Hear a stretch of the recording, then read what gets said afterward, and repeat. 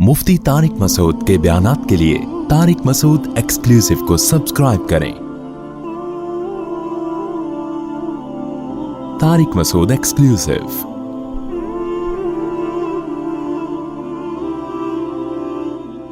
आपको पता है कि बार बार एक ही बात मुशरिकीन की तरफ से अजाब कब आएगा। अल्लाह ताला ने बताया कि हमने इनको दुनिया में क़हत में डाला, उस वक्त भी ये लोग अल्लाह की तरफ मुतवज्जे नहीं हुए। फिर जब हम इनसे अजाब दूर करते हैं तो और इतराने लगते हैं और बार बार ये अजाब की बातें करते हैं। तो अल्लाह ने इस आखिरी रुकू में अजाब की, जो जहन्नम का अजाब दिया जाएगा ना, उसकी होलनाकियाँ बयान की हैं और बताया कि अब तो ये अजाब मांग रहे हैं, लेकिन जब ये अजाब अपनी आंखों से देखेंगे ना तो ये अल्लाह से मोहलत मांगेंगे। और जिन लोगों का आज ये मजाक उड़ा रहे हैं अहले ईमान का, कल इनको उस मजाक पे हसरत और अफसोस होगा। और फिर इसमें अल्लाह ने अपने नबी सल्लल्लाहु अलैहि वसल्लम को फरमाया और नबी के जरिए जो ईमान वाले लोग हैं उनको बताया कि अजाब ऐसी चीज नहीं है जो अल्लाह से मांगी जाए, बल्कि अजाब ऐसी चीज है जिससे पनाह मांगी जाए अल्लाह ताला से, अल्लाह ताला की पनाह में आने की कोशिश की जाए, ना ये कि उसको आप मांगे अजाब। तो इसी मजमून से ये रुकू शुरू हो रहा है। अल्लाह ताला ने फरमाया कुल ए नबी, रब आप कह दीजिए, रब्बी इम्मा तुरियन्नी मा युअदून, ए अल्लाह अगर तू दिखा भी दे मुझे माँ वो अजाब जिसका इन काफिरों से वादा किया जा रहा है, तो रब्बी फला तजअलनी फिल कौमिज़ ज़ालिमीन, ए मेरे रब तू मुझे जालिमों में शुमार ना करना, यानी हमें उस अजाब से बचा लेना। तो ये बताया जा रहा है कि ईमान वालों की तो ये सोच होती है, वो अजाब मांगते नहीं है और अल्लाह से साथ साथ ये दुआ भी मांग रहे होते हैं कि अल्लाह काफिर लोग जिस अजाब का मुतालबा कर रहे हैं तो वो अजाब दिखा ही नहीं, लेकिन अगर तूने दिखाना भी है तो हमें इन लोगों में शामिल ना करना, हमें उस अजाब से बचा लेना। तो पैगंबर सल्लल्लाहु अलैहि वसल्लम को इस दुआ की तलकीन की जा रही है, तो जाहिर है पैगंबर के जरिए पूरी उम्मत को दुआ की तलकीन की जा रही है और उसमें यह मैसेज भी दिया जा रहा है अहले कुफ्र को कि जो ईमान वाले लोग हैं, जो अच्छे लोग हैं, उनका ये अंदाज होता है कि वो अल्लाह के अजाब से पनाह की दुआएं मांगते हैं। आगे अल्लाह ताला फरमाते हैं वइन्ना अला अन नुरियका मा नईदुहुम लकादिरून, हो सकता है किसी काफिर को ताज्जुब हो कि लो भाई हम तो अजाब मांग रहे हैं, अजाब तो आ नहीं रहा, उल्टा ये मुसलमान उस अजाब से पनाह मांग रहे हैं, यानी जिस अजाब ने आना ही नहीं है तो ये लोग उस अजाब से पनाह मांग रहे हैं। तो अल्लाह ने उनको भी धमकी दी कि देखो हम जो तुम्हें हुक्म दे रहे हैं ना अहले ईमान को कि अजाब से पनाह मांगो, तो खूब समझ लो कि ऐ नबी जिस अजाब का हम वादा कर रहे हैं वो अजाब हम दुनिया में आपको दिखाने पर कुदरत रखते हैं, हम चाहे तो दुनिया में वो अजाब दिखा दें हम इनको, तो इसलिए पनाह मांगने की चीज है अजाब। आगे अल्लाह फरमाते इदफा बिल्लती ही अहसनुस सय्यिआ, ए नबी आप इनकी बुराई को, इन काफिरों की जो बुराई है ना उसको अच्छी खसलत के जरिए दूर कीजिए, यानी बुराई का बदला बुराई से ना दीजिए। असल में ये सूरत मक्का में है ना, मक्का में मुसलमान बहुत कमजोर थे और काफिरों के ऊट पटांग किस्म के एतराजात से बहुत ज्यादा वास्ता पड़ रहा था।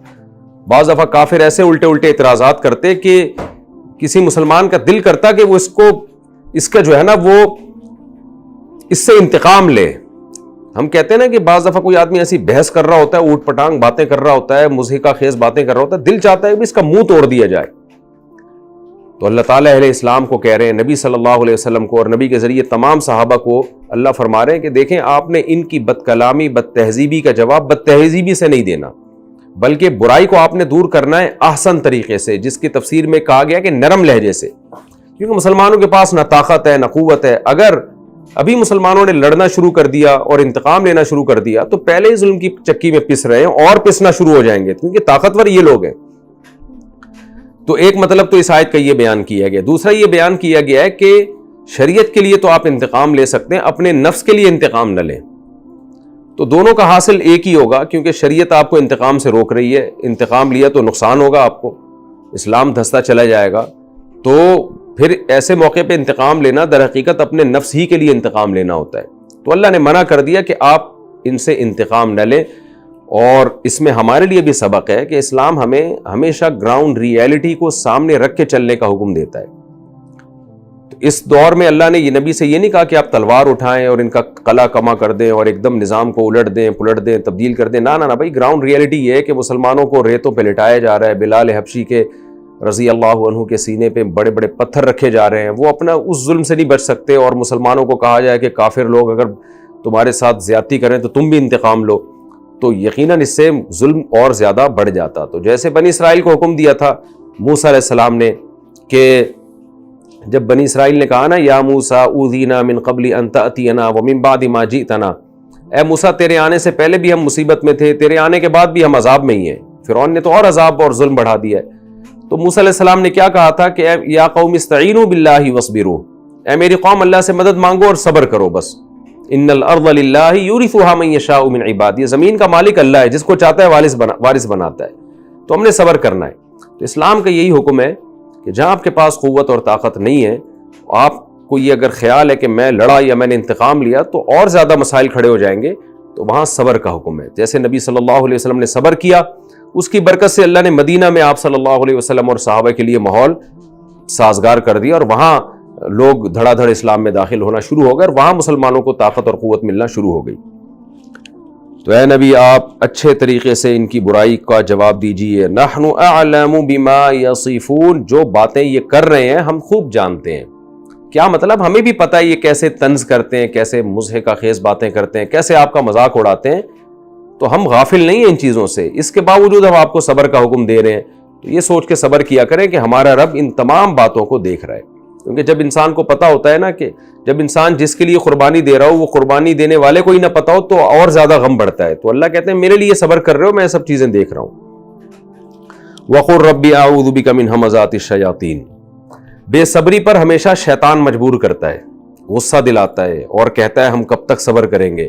تو شیطان دل میں وسوسے ڈالتا ہے کہ بھئی یہ تو ایک درجے کی غیرت کے خلاف ہے کہ ہم انتقام ہی نہ لیں، ہم کوئی کمزور ہیں، ہم نے کیا ہاتھوں میں چوڑیاں پہنی ہوئی ہیں، وہ جو مرضی کرتا چلا جائے، ہم چپ بیٹھے رہیں۔ تو شیطان کیا کرتا ہے؟ آپ کے جذبات کو ورغلاتا ہے اور ایسے موقع پہ آپ سے وہ کام کرا دیتا ہے جو رزلٹ اور اینڈ کے لحاظ سے آپ کے نقصان میں ہوتا ہے۔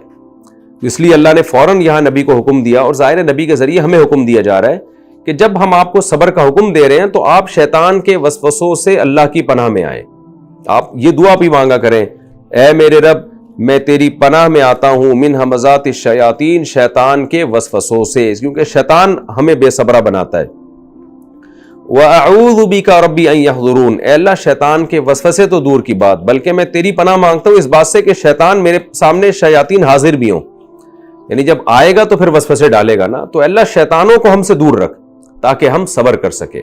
تو اس آیت سے ہمیں یہ بات بھی پتہ چلی کہ جو ہم غصے میں بوکھلا جاتے ہیں اور بہت ایسے کام کر لیتے ہیں جس سے ہمیں اینڈ میں نقصان ہوتا ہے، تو یہ شیطان کے وسوسے ہوتے ہیں۔ اور آپ دیکھیے کہ دین کے لیے بھی غصہ کرنے کی ایسے موقع پہ اجازت نہیں ہے جس کے سائیڈ ایفیکٹ زیادہ ہوں۔ صحابہ کا انتقام اپنی ذات کے لیے نہیں تھا، دین کے لیے تھا، تو وہاں بھی اللہ کہہ رہے جہاں صبر کرنا ہے نا تو وہاں شیطان کے وسوسوں سے پناہ مانگنی ہے۔ وجہ کیا ہے کہ شیطان دین کا لیبل لگا کے تم سے وہ کام کروائے گا جو تمہارے لیے نقصان دہ ہوگا، اور آج بھی یہ ہو رہا ہے۔ بہت سے مواقع ایسے ہیں جہاں دیندار لوگوں کو صبر کرنا چاہیے، مگر وہ کہتے ہیں یہ غیرت کے خلاف ہے صبر کرنا، ہم تو بولیں گے، ہم تو آواز اٹھائیں گے، ہم تو یہ کر دیں گے، ہم تو یوں کر دیں گے۔ تو شیطان ان کو یہ پٹیاں پڑھاتا ہے کہ تم دین کے لیے کر رہے ہو، تم عشق خدا کے عشق میں، رسول کے عشق میں یہ کام کر رہے ہو، تو وہ لیبل اچھا لگا دے گا، حالانکہ وہ ایسا کام ہو رہا ہوتا ہے جس کا رزلٹ اینڈ مسلمانوں کے لیے نقصان دہ ہوتا ہے۔ تو اس سے پتہ چلا کہ دینی حمیت اور دینی غیرت بھی شرعی حدود کے اندر ہوگی تو فائدہ ہوگا، ورنہ دینی حمیت اور غیرت بعض دفعہ لیبل دینی حمیت اور غیرت کا ہوتا ہے، لیکن اس غیرت کے پیچھے اصل میں شیطان ہوتا ہے جو غیرت کے نام پہ آپ سے الٹے کام کرا رہا ہوتا ہے۔ آگے اللہ تعالیٰ فرماتے ہیں حَتَّى إِذَا جَاءَ أَحَدَهُمُ الْمَوْتُ، رہا یہ مسئلہ کہ اللہ ٹھیک ہے ہم کافروں کی الٹی باتوں پہ صبر بھی کریں گے، اور پھر ہم یہ لوگ جو اسلام دشمن عناصر ہیں ہم ان کے طنز اور ان کے استہزاء کو برداشت بھی کریں گے، تو ان کا کیا ہوگا؟ تو اللہ نے بتایا، مسلمانوں کو تسلی دی کہ آج ان کو مذاق اڑانے دو، جب ان کی موت کا وقت ہوگا نا تو ان کی حالت کیا ہوتی ہے جو خدا کا نافرمان اور خدا کا باغی ہے۔ تو اللہ نے فرمایا حتیٰ، یہاں تک کہ مطلب یہ کہ یہ سیٹ اپ اسی طرح چلتا رہے گا، یہ کافر لوگ اسی طرح مذاق اڑاتے رہیں گے اور اسلام کو فالو نہیں کریں گے، لیکن ہوتا کیا ہے حتیٰ، یہاں تک کہ اذا جاء احدہم الموت، جب ان میں سے کسی ایک کے پاس موت آتی ہے۔ اذا کے بعد جب ماضی آئے نا تو یہ فیوچر ہی کے معنی میں ہوتا ہے، کہ یعنی اس کا مطلب ہوتا ہے جب ایسا ہو۔ تو اذا جاء احدہم الموت، جب ان میں سے کسی ایک کے پاس موت آتی ہے، قال، تو یہ کافر کیا کہتا ہے؟ رب ارجعون، اے میرے رب مجھے واپس لوٹا دے۔ دیکھیں موت کی ایک کنڈیشن ایسی ہوتی ہے جس میں مرنے والا پورے طور پر اس دنیا کی طرف متوجہ ہوتا ہے، لیکن ایک کنڈیشن ایسی ہوتی ہے جس میں وہ دنیا اور آخرت کے بیچ میں ہوتا ہے، برزخ اور اس دنیا کے بیچ میں۔ اس کی مثال ایسے ہے جیسے ہم جب سوتے ہیں تو ہماری 3 حالتیں ہوتی ہیں۔ ایک، ہم جب سونے کے لیے لیٹے ہوتے ہیں، ہمیں پتہ ہوتا ہے تھوڑی دیر میں ہم سو جائیں گے، لیکن مکمل دماغ بیدار ہوتا ہے اور اسی دنیا سے ہمارا کنیکشن ہوتا ہے۔ ایک کنڈیشن وہ ہوتی ہے ہم گہری نیند میں چلے جاتے ہیں، اس وقت ہمارا اس دنیا سے کنیکشن بالکل ختم ہو جاتا ہے، خواب کی چیزیں ہم دیکھ رہے ہوتے ہیں۔ لیکن ایک بین النوم والیقظہ، بیچ کی حالت ہوتی ہے جس میں انسان آدھا جاگ رہا ہوتا ہے اور آدھا سو رہا ہوتا ہے۔ وہ تھوڑا تھوڑا اس دنیا کو بھی دیکھ رہا ہوتا ہے، تھوڑا تھوڑا خواب کی دنیا میں بھی ہوتا ہے۔ تو خوب سمجھ لیں، قرآن و سنت سے یہ بات ثابت ہے کہ جب کوئی شخص مر رہا ہوتا ہے نا تو اس کی بھی یہی 3 کنڈیشنیں ہوتی ہیں۔ تو ایک بیچ کی کنڈیشن ایسی ہوتی ہے جس میں وہ برزخ کی چیزیں دیکھنا شروع کر دیتا ہے، لیکن دنیا میں بھی اس کو تھوڑا سا اس کا کنیکشن ہوتا ہے۔ تو جب وہ مرنے لگا ہوتا ہے، بالکل اس کی روح نکل رہی ہوتی ہے، تو اس کو پھر آخرت کی ہولناکیاں، فرشتے اور وہ تمام وعدے جو اللہ نے کیے وہ نظر آنا شروع ہو جاتے ہیں۔ یہ وہ وقت ہے جس کے بارے میں قرآن میں اور احادیث میں آتا ہے کہ اس وقت توبہ قبول نہیں ہوتی، اس سے پہلے توبہ قبول ہو جاتی ہے۔ یہ وہ وقت ہے جب توبہ قبول نہیں ہوتی، اور اللہ نے یہ اپنے اوپر لکھ دیا ہے کہ اس وقت کافر کا ایمان مقبول نہیں ہوگا اور گناہگار کی توبہ مقبول نہیں ہوگی۔ تو یہ وہ کنڈیشن ہے جس کو قرآن بیان کر رہا ہے۔ حتی اذا جاء احدہم الموت، اللہ فرماتے ہیں یہاں تک کہ ان میں جب کسی کے پاس موت آتی ہے اور وہ برزخ کی چیزیں دیکھنا شروع کر دیتا ہے، اس کو یقین آ جاتا ہے وہ فرشتے آ رہے ہیں میری روح کو قبض کرنے کے لیے اور عذاب کے فرشتے آ رہے ہیں، تو کیا کہتا ہے؟ رب ارجعون، اے میرے رب تو مجھے واپس لوٹا دے۔ لعلی، شاید کہ میں، شاید سے مراد ہے یعنی یقیناً۔ یہ ہم جب کسی سے کہہ رہے ہوتے ہیں نا، کوئی وعدہ کر رہے ہوتے ہیں، تو بعض دفعہ یقینی چیز کو بھی شاید سے تعبیر کیا جاتا ہے، تاکہ میں اعمل صالحا، میں نیک عمل کروں، فیما ترکت، اس زندگی میں جو چھوڑ کر آیا ہوں۔ اے اللہ تو مجھے ایک مہلت دے دے، میں اب دوبارہ نیک زندگی گزاروں گا۔ کلا، ہرگز ایسا نہیں ہوگا، یعنی اللہ تعالیٰ کیا فرماتے ہیں؟ ہرگز ایسا نہیں ہو سکتا، اب تجھے دوبارہ زندگی نہیں مل سکتی۔ انہا کلمتن، یہ ایک کلمہ ہے، ہوا قائلہا، جس کا یہ کافر کہنے والا ہے۔ کیا مطلب؟ اصل میں اللہ اس کو کمپیئر کر رہے ہیں توبہ سے۔ آپ جتنے بھی بڑے گناہگار ہو، آپ نے ساری زندگی کفر میں گزاری، جب تک موت نہیں آئی ہے، آپ اگر اللہ سے یہ کہہ دیں کہ اللہ تو مجھے مہلت دے دے، میرے سارے گناہوں کو معاف کر دے، تاکہ اب تک جو میری زندگی گزری ہے نا میں اس کی اصلاح کر لوں اور میں دوبارہ وہ برائی نہ کروں، تو آپ موت سے پہلے جب یہ جملہ کہتے ہیں نا، اللہ کی نظر میں اس جملے کی بڑی ویلیو ہے۔ قرآن و سنت سے پتہ چلتا ہے بہت ویٹ ہے اس جملے کا، تو اللہ کی نظر میں اس جملے کا بہت وزن ہے۔ حدیث میں آتا ہے نا، اللہ تعالیٰ فرماتے ہیں یا عبادی لو بلغت ذنوبک عنان السماء ثم استغفرونی، یا عبادی لو بلغت ذنوبکم عنان السماء ثم استغفرونی لغفرت لکم ولا ابالی۔ اے میرے بندو، اگر تمہارے گناہ زمین اور آسمان کا خلا پور کر لے اور پھر تم مجھ سے توبہ کرو، میں معاف کر دوں گا اور میں کسی کی پرواہ نہیں کروں گا۔ نبی صلی اللہ علیہ وسلم نے فرمایا 2 قطرے جہنم کی آگ کو بجھا دیتے، ایک شہید کا قطرہ زمین پہ، خون کا قطرہ زمین پہ گرنے سے پہلے، اور ایک گناہگار کی توبہ سے، گناہگار جو ہے جو توبہ کر رہا ہو اس کی آنکھوں سے نکلا ہوا قطرہ، اللہ کے خوف سے آنکھوں سے نکلا ہوا قطرہ۔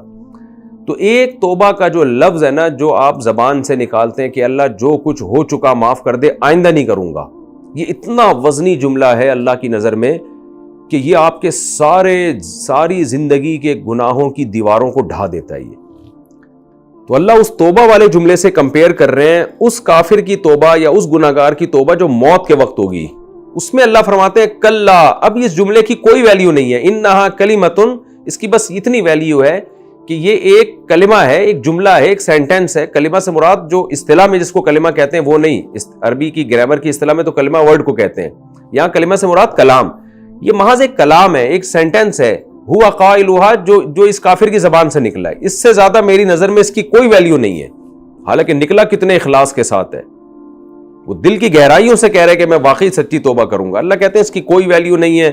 وَمِن وَرَائِهِمْ بَرْزَخٌ، اور اب اس کے بعد ایک پردہ ہے، یعنی اللہ نے اس حیات کو جو موت اور آخرت کی زندگی کے بیچ والی حیات کو پردے سے تعبیر کیا، کیونکہ یہ ایسا پردہ ہے جس میں نہ آپ ادھر جا سکتے ہیں نہ آپ آخرت کی زندگی کی طرف جا سکتے ہیں، یعنی ریورس نہیں ہے.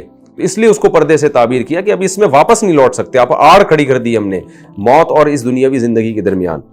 دیکھیں یہاں برزخ، ایک تو برزخ زندگی ہے نا جس کو اصطلاح میں قبر کی زندگی کو برزخ کہا جاتا ہے. یہاں برزخ سے مراد ہے آڑ، یعنی ایک ایسی آڑ ہے کہ جو ہم نے آخرت کی زندگی اور اس دنیا کی زندگی کے درمیان قائم کر دی ہے. وَمِن وَرَائِهِمْ، اور ان کے درمیان ایک برزخ ہے یعنی آڑ ہے، اِلَى يَوْمِ يُبْعَثُونَ، اس دن تک جس دن یہ لوگ اٹھائے جائیں گے. یعنی اب اس کو زندگی اسی دن میں ملے گی، اس سے پہلے اب تجھے میں دوبارہ یہ زندگی نہیں دے سکتا جو میں نے تجھے دنیا میں دی ہوئی ہے، اب تو لوٹ کر نہیں آ سکتا.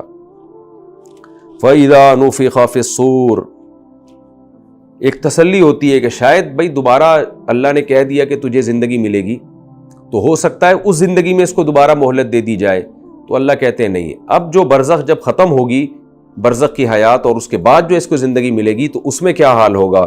فَإِذَا نُفِخَ فِي الصُّورِ، پس جب سور میں پھونکا جائے گا، فَلَا أَنْسَابَ بَيْنَهُمْ، کوئی آپس میں نسب نہیں ہوگا، یعنی ایسا نسب جو ایک دوسرے کے کام آ سکے، کیونکہ وہ نسب جو کام ہی نہ آ سکے اس کا ہونا نہ ہونا برابر ہے. وَلَا يَتَسَاءَلُونَ، اور نہ یہ لوگ ایک دوسرے سے سوال کریں گے. کوئی ایک دوسرے سے خیریت پوچھنا، کہ مدد کرنا باب تفاعل ہے نا، تو کوئی ایک دوسرے کے کام بھی نہیں آئے گا. فَمَنْ ثَقُلَتْ مَوَازِينُهُ، بس کامیابی اور ناکامی کا ایک ہی معیار ہوگا، وہ کیا ہے کہ جس کا ترازو بھاری ہو گیا. فَأُولَٰئِكَ هُمُ الْمُفْلِحُونَ، یہی لوگ ہیں پورے کامیاب، نیکیوں کا پلڑا جھک گیا. وَمَنْ خَفَّتْ مَوَازِينُهُ، اور جن کا نیکیوں کا پلڑا ہلکا ہو گیا، برائیوں کا پلڑا جھک گیا. اس سے بھی پتہ چلتا ہے کہ بھائی کچھ نہ کچھ نیکیاں تو ہر شخص کے اعمال میں ہوتی ہیں. اس لیے اللہ نے یہ نہیں کہا کہ جو نیکی لے کے ہی نہیں آیا تو وہ جہنم میں جائے گا، نہ نہ نہ، کچھ اچھے کام تو ہر برے آدمی نے بھی کیے ہوئے ہوتے ہیں. اللہ فرما رہے ہیں کہ جس کی برائی کا پلڑا جھک گیا، نیکیاں ہلکی پڑ گئیں اس کی. فَأُولَٰئِكَ الَّذِينَ خَسِرُوا أَنفُسَهُمْ، یہ وہ لوگ ہیں جنہوں نے اپنی جان کو ہلاک کر دیا، اپنی جان کی طرف سے خسارے میں پڑ گئے. وہ خسارہ کیا ہے؟ فی جہنم خالدون، ہمیشہ اس جہنم میں پڑے رہیں گے. یہ تلفح وجوہہم النار، آگ ان کے چہروں کو جھلسائے گی. وہم فیہا کالحون، اور وہ اس میں بگڑے ہوئے چہروں کے ساتھ ہوں گے. جب ایسا شدید عذاب ہوگا، ان کو جہنم کی آگ میں ڈالا جائے گا اور آگ ان کے چہروں کو جلائے گی، تو اللہ پھر ان سے کہے گا الم تکن آیاتی تتلا علیکم، کیا میری آیات تم پر تلاوت نہیں کی جاتی تھی؟ میری آیتیں کیا تم تک قرآن یا تورات اور انجیل نہیں پہنچی تھی جس نے تمہیں اس جہنم کی آگ سے ڈرایا ہو؟ فکنتم بہا تکذبون، پھر تم اس کا انکار کر دیا کرتے تھے. یعنی کہ ایسا نہیں تھا کہ میری آیات تم تک پہنچی اور تم نے ان کا انکار کر دیا. قالوا، تو وہ کافر جواب میں کیا کہیں گے؟ ربنا، اے ہمارے رب، غلبت علینا شقوتنا، ہماری بدبختی ہم پر غالب آ گئی تھی. یعنی ہمارے پاس کوئی عذر نہیں ہے. بدبختی غالب آ گئی کا کیا مطلب ہے؟ دیکھیں جب ہم کسی کو بتا رہے ہوتے ہیں نا اس راستے پہ مت جاؤ، یہاں ڈاکو ہے، یہاں تمہیں لوٹ لیں گے، اور اس کی ظاہری چمک دھمک کو مت دیکھو، بیسیوں لوگوں نے آپ کو سمجھایا، لیکن اور آپ کے لیے اس راستے پہ چلنا کوئی مجبوری بھی نہیں تھا، لیکن آپ نے اس کی بات ہی نہیں سنی اور ویلیو ہی نہیں دی. بعض لوگ ہوتے ہیں آپ ان کو کچھ بھی سمجھائیں وہ سنتے ہی نہیں ہیں، وہ لاؤبالی قسم کے لوگ ہوتے ہیں، وہ ویلیو نہیں دیتے کسی کی بات کو. آپ پھر بھی اس ٹریک پہ چل پڑے، ڈاکوؤں نے پکڑ لیا آپ کو، ڈاکوؤں نے لوٹ لیا، کسی کو مار دیا، کسی کو معذور کر دیا. تو جو بچے ہوئے لوگ ہوں گے ان سے اگر کوئی پوچھے گا کہ کیا تمہیں بتایا نہیں تھا کسی نے کہ اس گلی میں مت جانا، یہاں ڈاکو لوٹ لیتے ہیں، تو جواب میں کیا کہے گا؟ یہی کہے گا یار میری بدبختی، میری بدقسمتی تھی، مجھے تو 20 لوگوں نے سمجھایا لیکن میری عقل ماری گئی تھی، میری مت ماری گئی تھی، میں نے ان کو ویلیو ہی نہیں دی، حالانکہ مجھے ضرورت ہی نہیں تھی اس راستے پہ جانے کی. بالکل یہی اسٹائل قیامت کے دن کافر کا ہوگا. وہ کہے گا ہم نے ویلیو ہی نہیں دی. موسیٰ کلیم اللہ نے کیا کہا، ابراہیم خلیل اللہ نے کیا کہا، یہ دنیا میں اتنے سارے آسمانی مذاہب جو پیغمبروں کو ماننے والے تھے، یہ قرآن کو اللہ نے کتنی عزت دی ہے. کتنے لوگ حرم میں 5-5 10-10 لاکھ لوگ امام کے پیچھے ہاتھ باندھ کے قرآن سن رہے ہوتے ہیں. کچھ تو لکھا ہوگا نا اس کتاب میں، تو غور تو کر لیں کہیں واقعی اللہ کا کلام تو نہیں ہے. کیوں پوری دنیا میں ایک ہی قرآن پڑھا جاتا ہے؟ کیوں 1400 سال سے ایک ہی قرآن ہے جو ایسی حفاظت ہوئی ہے؟ تو کیا یہ اس کی علامت نہیں کہ یہ اللہ کا کلام ہے؟ تو کافر کہے گا یہ ساری چیزیں ہمارے سامنے تھیں، ہم نے ہر موضوع کو اہمیت دی ہے، لیکن ہم نے اس کو اہمیت ہی نہیں دی، ویلیو ہی نہیں دی کہ کہیں واقعی اللہ کا کلام تو نہیں ہے اور کہیں اس میں جو باتیں لکھی ہوئی گئی سچ تو نہیں ہے. تو یہ ویلیو نہ دینا اس کی علامت ہے کہ ہماری بدبختی ہم پہ غالب آ گئی تھی, ہم نے جانا ہی جہنم میں تھا. تو یہ وہی انداز ہوگا جو دنیا میں ایک انداز ہوتا ہے کسی شخص کا, کہ جب آپ اس کو 20 دفعہ سمجھاتے ہیں کہ یہ مت کرنا یہ مت کرنا, پھر بھی وہ کر لیتا ہے اور بعد میں اس کو نقصان ہوتا ہے, تو وہ کیا کہتا ہے کہ یار میری بدبختی تھی, مجھے تو 20 لوگ سمجھا چکے تھے. یہی انداز کافر کا ہوگا جب جہنم کی آگ اس کے چہرے کو جھلائے گی تو اللہ کہیں گے کہ کیا تمہیں کسی نے بتایا نہیں تھا, پھر بھی تم انکار کرتے تھے. تو وہ جواب میں کہیں گے ربنا غلبت علینا شقوتنا, اے اللہ ہماری بدبختی ہم پر غالب آ گئی, وکنا قوما ضالین, اور ہم واقعی بڑے گمراہ لوگ تھے. ربنا اخرجنا منہا, جو موت کے وقت ان کے الفاظ تھے وہ اس جہنم میں بھی دہرائیں گے, اے ہمارے رب تو ہمیں اس جہنم سے نکال دے. فإن عدنا, اگر ہم دوبارہ ان برائیوں کی طرف لوٹے, فإنا ظالمون, تو واقعی ہم بڑے ظالم ہوں گے, ایک دفعہ تو ہمیں مہلت دے دے. قال, اللہ جواب میں کیا کہیں گے, اخسئوا فیہا, ذلیل ہو کر پڑے رہو اس میں, ولا تکلمون, اور مجھ سے کلام بھی مت کرو. کوئی ترس نہیں آئے گا اللہ کو ان جہنمیوں پر. اللہ اپنے اصول اور ضابطوں کا بہت پکا ہے. اس نے لاکھوں پیغمبر بھیجے, آسمانی کتابیں بھیجی اور ہر طرح سے حجت کو تمام کر دیا. اس کے بعد اللہ کہتا ہے مجھے ترس نہیں آئے گا. آپ دیکھیں نا, ہر موضوع کو اہمیت دی جاتی ہے. جب دین کی بات کی جاتی ہے, نصیحت کی جاتی ہے, تو ہم اس کو ویلیو ہی نہیں دیتے. یہ بھول جاتے ہیں کہ ہم خود بنے تھوڑی ہیں, ہمیں کسی نے بنایا ہے, کوئی ہمیں کھلا پلا رہا ہے. اس کی نعمتوں سے تو صبح و شام لطف اندوز ہوتے ہیں, اس کی سننے کے لیے کوئی بھی تیار نہیں ہے آج. میں تو افسوس کرتا ہوں, ہمارے ملک میں پہلے ہمارے سیاسی لیڈر جو ہے نا کچھ اسلام کی بات کر لیا کرتے تھے کہ اسلام کے نام پہ ہم نے یہ ملک لیا ہے تو میں اسلام نافذ کروں گا, اس بیس پہ ان کو ووٹ مل جاتا تھا. اب تو مذہبی جماعتوں نے بھی اسلام کا نام لینا چھوڑ دیا ہے. ان کو پتا ہے کہ سائنسی ترقی کی اور ایجوکیشن کی اور ملکی معیشت کی بات کرو گے, صحت کی بات کرو گے تو ووٹ ملے گا, اسلام کی بات کرو گے تو ووٹ ہی نہیں ملے گا آپ کو. تو اسلام اور اللہ اور اس کے رسول اور اس کی کتابیں ہماری نظر میں بہت ہی یعنی دوسرے درجے کی چیزیں بن چکی ہیں. یہ تو یہی ہے, اللہ کہے گا تم نے ویلیو نہیں دی. تو وہ جواب میں کہیں گے اللہ تو ہمیں بھیج دے, ہم نے اگر دوبارہ یہ سب کچھ کیا تو ہم واقعی بڑے ظالم ہیں. اللہ کہے گا ذلیل ہو کر پڑے رہو, مجھ سے کلام مت کرو. انہ کان فریق من عبادی, بے شک دنیا میں میرے بندوں میں ایک جماعت ایسی بھی تھی, یقولون, جنہوں نے میری باتوں پر عمل کیا, وہ مجھ سے دعائیں مانگا کرتے تھے. ربنا آمنا, اے ہمارے رب ہم ایمان لے کر آئے. فاغفر لنا ورحمنا, تو ہمارے گناہوں کو معاف کر دے. توبہ کی انہوں نے سچے دل سے, اور یہ دعا کرتے تھے اللہ ہم پہ رحم کر. یعنی ان کی نظر میں اس چیز کی بڑی ویلیو تھی کہ ہماری مغفرت بھی ہو جائے اور ہم پہ رحم بھی ہو جائے. وانت خیر الراحمین, اور ہمیں رحمت کے واسطے بھی دیتے تھے کہ اللہ تو سب سے بہتر رحم کرنے والا ہے. تو جب وہ یہ دعائیں مانگتے تھے اور ان کے یہ جذبات تھے تو تم کیا کرتے تھے, فاتخذتموہم سخریا, تم نے ان کو مذاق ٹھہرا لیا تھا. جیسے آج بھی ہے, کوئی شخص دین پہ چلنے کی کوشش کر رہا ہے, لوگ کیا کہتے ہیں, دنیا چاند پہ پہنچ رہی ہے, دنیا یہ کر رہی ہے, دنیا وہ کر رہی ہے, اور یہ دیکھو یہ اسلام کی اور مذہب کی باتیں کرتے ہیں. کچھ دن پہلے میں نے دیکھا نا, مولانا طارق جمیل صاحب کا کسی نے مذاق اڑایا, چند سائنسدانوں کے بیچ میں ان کی تصویر لگائی اور کہا وہ دیکھو وہ سائنٹسٹ کیا کیا کر رہے ہیں اور یہ حوروں کے فضائل بیان کر رہے ہیں. یعنی یہ شو کیا کہ یہ قوم کے بیکار ترین لوگ ہیں معاذ اللہ. تو عنقریب آپ کو انشاءاللہ قیامت کے دن پتہ چل جائے گا کہ کون بیکار تھا اور کون کارآمد تھا. تو اللہ کہتے ہیں تم ان کا مذاق اڑایا کرتے تھے, تو حتیٰ انسوکم ذکری, اور ان لوگوں نے یعنی ان کے مذاق اڑانے نے تمہیں میری یاد سے غافل کر دیا. وکنتم منہم تضحکون, اور تم ان سے ہنسا کرتے تھے. انی جزیلتہم اليوم بما صبروا, دیکھو انہوں نے صبر کیا, آج اس صبر کا میں نے ان کو کیسا بدلہ دیا. انہم ہم الفائزون, جن کا تم مذاق اڑاتے تھے آج وہی لوگ کامیاب ہیں.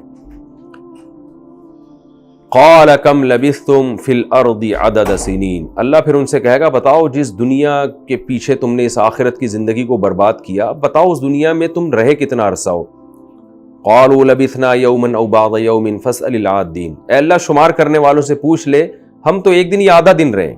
یعنی قرآن یہ بیان کر رہا ہے کہ یہ 50 60 70 سال کی زندگی ان کو آخرت کے مقابلے میں ایک دن یا آدھا دن لگے گی. قال ان لبثتم الا قلیلا, اللہ کہے گا واقعی تم دنیا میں بہت تھوڑے رہے ہو. لو انکم کنتم تعلمون, کاش تم یہ باتیں پہلے جان لیتے تو اس دنیا سے اتنا دل نہ لگاتے جتنا تم نے اس دنیا کو تم نے ویلیو دی ہے.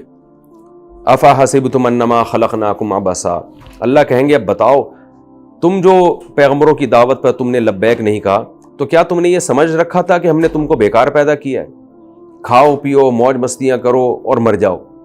تو پوری کائنات تمہارے لیے، تمہیں کسی کام کے لیے نہیں بنایا تھا؟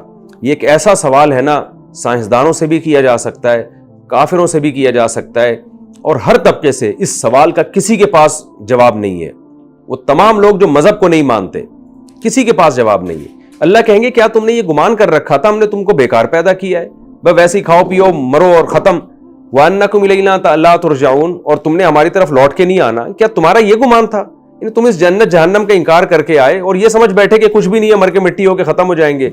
فَتَعَالَ اللَّهُ الْمَلِكُ الْحَقُّ، بس اللہ وہ ذات بلند ہے جو بادشاہ ہے برحق، یعنی وہ اس عیب سے پاک ہے کہ انسان جیسی ذہین مخلوق کو صرف موت دینے کے لیے پیدا کر دے، وہ ایویں ہی پیدا کر دے پوری کائنات اور اس کے پیچھے کوئی مقصد ہی نہ ہو۔ اللہ نے تو بتا دیا مقصد ہے آزمائش، تو کافر کہتا ہے نہیں ہم آزمائش کے لیے پیدا نہیں ہوئے، تو پھر کس کام کے لیے پیدا ہوئے؟ تو ایک ہی جواب رہتا ہے، کھانے پینے اور موج مستیوں کے لیے۔ تو اللہ کہتے ہیں اللہ اس عیب سے پاک ہے، لا الہ الا ہو، وہ برحق خدا ہے اور وہی ہے۔ اللہ نے مشرکین پر بھی آخر میں رد کر دیا کہ وہی برحق معبود ہے، رب العرش الکریم، اور عزت والے رب کا عرش کا مالک ہے۔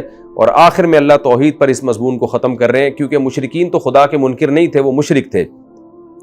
پھر آخر میں اللہ نے دھمکی دی، وَمَن يَدْعُ مَعَ اللَّهِ إِلَٰهًا آخر، جو اللہ کے ساتھ کسی اور معبود کو بھی پکارے گا، لا برہان لہ بہ، اس شخص کے پاس اس معبود کے برحق ہونے کی کوئی واضح دلیل نہیں ہے، فَإِنَّمَا حِسَابُهُ عِندَ رَبِّ، تو اس شخص کا حساب اللہ کے پاس ہے، یعنی اللہ حساب لے گا۔ إِنَّهُ لَا يُفْلِحُ الْكَافِرُونَ، واقعی جو اللہ کی آیات کا انکار کرنے والے لوگ ہیں وہ کامیاب نہیں ہوتے۔ وَقُلْ رَبِّ اغْفِرْ وَارْحَمْ وَأَنْتَ خَيْرُ الرَّاحِمِينَ، یہ کافر تو مذاق اڑاتے رہیں گے جنت جہنم کا۔ اللہ اہل ایمان کو نبی کے ذریعے یہ حکم دے رہا ہے کہ آپ یہ دعا مانگا کریں، اے میرے رب میری مغفرت بھی کر دے، ورحم، اور مجھ پر رحم بھی کر، اور تو بہترین رحم کرنے والا ہے۔ کیونکہ مومن اور کافر میں یہی بنیادی فرق ہے جس پر اللہ نے اس صورت کو ختم کیا۔ کافر لاؤبالی ہو کے دنیا کی مستیوں میں گم ہو کے زندگی گزارتا ہے، آخرت میں چیخو پکار کرے گا، اور مومن دنیا ہی میں اللہ سے دعا اصل میں ایک جذبے سے تعبیر ہے، جو دعا مانگتا ہے ظاہر ہے سچی دعا میں عمل بھی داخل ہے نا۔ تو اس لیے اے نبی آپ نے کیا کرنا ہے، اللہ سے دعا مانگنی ہے، اور ظاہر ہے جب دعا مانگنے ہیں تو اسباب بھی اختیار کرنے ہیں کہ اے میرے رب تو میری مغفرت بھی کر دے اور ہم پہ رحم بھی کر، کیونکہ تو سب سے زیادہ رحم کرنے والا ہے۔